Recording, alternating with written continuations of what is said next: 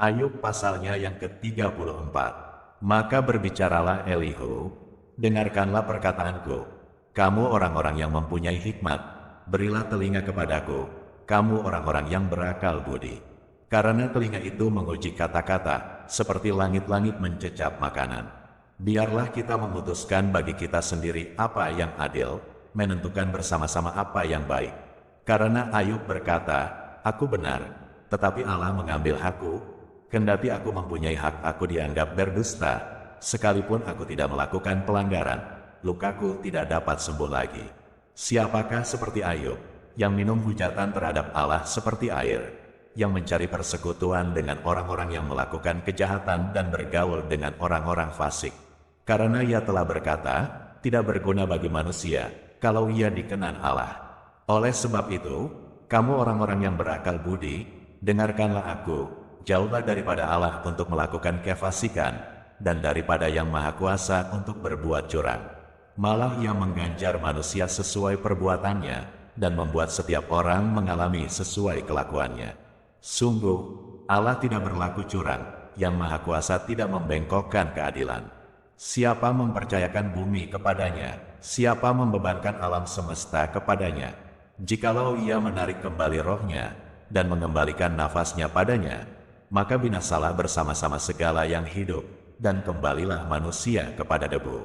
Jikalau engkau berakal budi, dengarkanlah ini, pasanglah telinga kepada apa yang kuucapkan. Dapatkah pembenci keadilan memegang kekuasaan? Dan apakah engkau mau mempersalahkan dia yang adil dan perkasa? Dia yang berfirman kepada raja, hai, orang bersila, kepada para bangsawan, hai, orang fasik, dia yang tidak memihak kepada para pembesar, dan tidak mengutamakan orang yang terkemuka daripada orang kecil, karena mereka sekalian adalah buatan tangannya. Dalam sekejap mata mereka mati. Ya, pada tengah malam orang dikejutkan dan binasa, mereka yang perkasa dilenyapkan bukan oleh tangan orang. Karena matanya mengawasi jalan manusia, dan ia melihat segala langkahnya, tidak ada kegelapan ataupun kelam kabut, di mana orang-orang yang melakukan kejahatan dapat bersembunyi. Karena bagi manusia ia tidak menentukan waktu untuk datang menghadap Allah supaya diadili, orang-orang yang perkasa diremukkannya dengan tidak diperiksa, dan orang-orang lain diangkatnya ganti mereka. Jadi, ia mengetahui perbuatan mereka, dan menggulingkan mereka di waktu malam, sehingga mereka hancur lebur. Mereka ditamparnya karena kefasikan mereka, dengan dilihat orang banyak, karena mereka meninggalkannya, dan tidak mengindahkan satupun daripada jalannya. Sehingga mereka menyebabkan jeritan orang miskin naik ke hadapannya, dan ia mendengar jeritan orang sengsara. Kalau dia berdiam diri, siapa akan menjatuhkan hukuman? Kalau dia menyembunyikan wajahnya, siapa akan melihat dia, baik itu sesuatu bangsa atau orang seorang? Supaya jangan menjadi raja orang fasik yang adalah jerat bagi orang banyak. Tetapi kalau seseorang berkata kepada Allah, aku telah menyombongkan diri, tetapi aku tidak akan lagi berbuat jahat. Apa yang tidak ku mengerti, ajarkanlah kepadaku. Jikalau aku telah berbuat curang, maka aku tidak akan berbuat lagi. Menurut hematmu, apakah Allah harus melakukan pembalasan karena engkau yang menolak?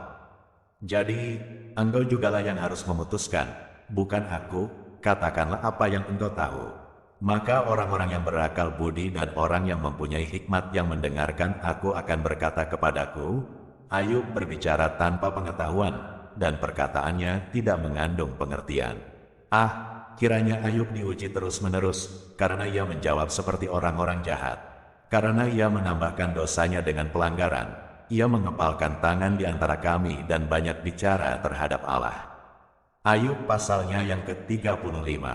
Maka berbicaralah Elihu, inikah yang kau anggap adil dan yang kau sebut kebenaranku di hadapan Allah? Kalau engkau bertanya, apakah gunanya bagiku? Apakah kelebihanku bila aku berbuat dosa? Akulah yang akan memberi jawab kepadamu dan kepada sahabat-sahabatmu bersama-sama dengan engkau. Arahkan pandanganmu ke langit dan lihatlah, perhatikanlah awan-awan yang lebih tinggi daripadamu. Jikalau engkau berbuat dosa, apa yang akan kau lakukan terhadap dia? Kalau pelanggaranmu banyak, apa yang kau buat terhadap dia? Jikalau engkau benar, apakah yang kau berikan kepada dia? Atau apakah yang diterimanya dari tanganmu? Hanya orang seperti engkau yang dirugikan oleh kefasikanmu dan hanya anak manusia yang diuntungkan oleh kebenaranmu. Orang menjerit oleh karena banyaknya penindasan, berteriak minta tolong oleh karena kekerasan orang-orang yang berkuasa. Tetapi orang tidak bertanya, di mana Allah yang membuat aku dan yang memberi nyanyian pujian di waktu malam, yang memberi kita akal budi melebihi binatang di bumi, dan hikmat melebihi burung di udara. Ketika itu orang menjerit, tetapi ia tidak menjawab, oleh karena kecongkakan orang-orang jahat. Sungguh, teriakan yang kosong tidak didengar Allah dan tidak dihiraukan oleh Yang Maha Kuasa. Lebih-lebih lagi kalau engkau berkata, bahwa engkau tidak melihat Dia, bahwa perkaramu sudah diadukan ke hadapannya, tetapi masih juga engkau menanti-nantikan Dia. Tetapi sekarang, karena murkanya tidak menghukum dan Ia tidak terlalu mempedulikan pelanggaran, maka Ayub berbesar mulut dengan sia-sia, banyak bicara tanpa pengertian. Ayub pasalnya yang ke-36. Berkatalah Elihu selanjutnya, bersabarlah sebentar, aku akan mengajar engkau, karena masih ada yang hendak kukatakan demi Allah. Aku akan meraih pengetahuanku dari jauh dan membenarkan pembuatku, karena sungguh-sungguh bukan dusta perkataanku, seorang yang sempurna pengetahuannya menghadapi engkau. Ketahuilah, Allah itu perkasa, namun tidak memandang hina apapun. Ia perkasa dalam kekuatan akal budi. Ia tidak membiarkan orang fasik hidup, tetapi memberi keadilan kepada orang-orang sengsara. Ia tidak mengalihkan pandangan matanya dari orang benar, tetapi menempatkan mereka untuk selama-lamanya di samping raja-raja di atas tahta, sehingga mereka tinggi martabatnya. Jikalau mereka dibelenggu dengan rantai, tertangkap dalam tali kesengsaraan, maka Ia memperingatkan mereka kepada perbuatan mereka dan kepada pelanggaran mereka, karena mereka berlaku congkak, dan Ia membukakan telinga mereka bagi ajaran dan menyuruh mereka berbalik dari kejahatan. Jikalau mereka mendengar dan takluk, maka mereka hidup mujur sampai akhir hari-hari mereka dan senang sampai akhir tahun-tahun mereka. Tetapi, jikalau mereka tidak mendengar, maka mereka akan mati oleh lembing dan binasa dalam kebebalan. Orang-orang yang fasik hatinya menyimpan kemarahan, mereka tidak berteriak minta tolong. Kalau mereka dibelenggunya, nyawa mereka binasa di masa muda, dan hidup mereka berakhir sebelum saatnya. Dengan sengsara Ia menyelamatkan orang sengsara, dengan penindasan Ia membuka telinga mereka. Juga engkau dibujuknya keluar dari dalam kesesakan, ke tempat yang luas, bebas dari tekanan, ke meja hidanganmu yang tenang dan penuh lemak. Tetapi engkau sudah mendapat hukuman orang fasik sepenuhnya. Engkau dicengkeram hukuman dan keadilan.